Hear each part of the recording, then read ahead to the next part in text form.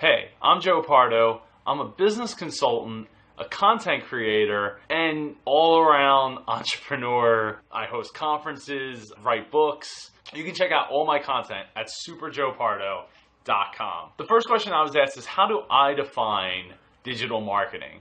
Now, for me, it's anything that falls into the online space, right? Anything that's going through the internet, digital. Now, with that said, digital marketing could also still fall into the analog world. We see lots of LED billboards all the time driving through the streets of America. So for me, it mostly lies in where you are interacting with somebody on a number of different levels through the internet. And that could be through content creation, like me with a podcast and YouTube videos, to graphics and ads. Marketing really is about how you can make somebody feel. If you can make them feel like there's a connection with you or the brand or whatever you're trying to accomplish, that's where marketing lies. It's not sales in the sense that sales is that one-on-one relationship that you build with somebody over time and you get all that. But digital marketing is that online connection building with people, brand recognition with people. The second question is, how can I categorize digital marketing? Like I was alluding to earlier, you have the analog side of it where it's seeping into digital billboards, vending machines that have messages on them. There's lots of different ways to get that digital message out there. But when it comes to online, there's like content creation, which falls like video, blogging, vlogging, podcasting. There's a number of different things that fall under content creation. But then it comes to the ads. That's a category all on its own, right? So you're at that point you're just trying to market the product, the problem that you're going to solve to a person. So you got ads, you got content creation, and then you have the digital side that seeps into the analog world, like giant video displays. The third question is why would I prefer online marketing versus offline marketing? Now, to me, there is a cross between the two. I think if you can blend that personal touch with the digital marketing, I think what you're going to wind up with is something that really stands out to people, because they're going to have those touch points that you really want to have for them to build a connection, a deeper connection than just a brand recognition. On the digital end and the online world, it's important that repetitive. It doesn't matter if it's online or even if it's television or radio. People need to hear and see things like 7 times before they really hear or see something and get that message. But the great thing about online is you could be serving up those ads, you can be serving up that content constantly. Now, if you're doing it from the content perspective, just remember, hey, the internet's a black hole, and you're just going to constantly throw content into that hole, and it's never going to be filled. There's always going to be that's great, what else you got? Now, with ads, you can set those ads up so that it looks like you're everywhere doing multiple things and making it really that process of hearing your message a lot quicker and much more targeted.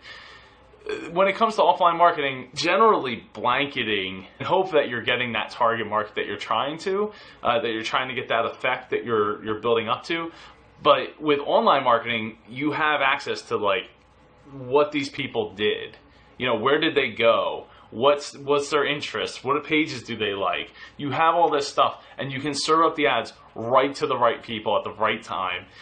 And that is just a magical combination of, well, first off, creepy from a consumer standpoint, because it's man, these advertisers can really niche down. But if you look past the creepiness of it, you can see that people want ads that are good for them.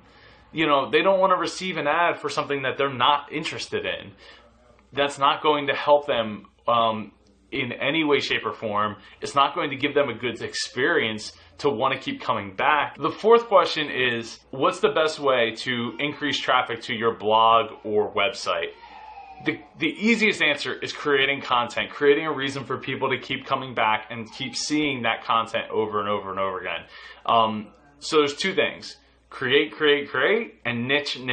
The more that you niche down your site to be very specific, to hit that very particular person that you're trying to reach all across the globe, that is how you are going to reach infinite amounts of people that are interested in what you're writing or what you're creating.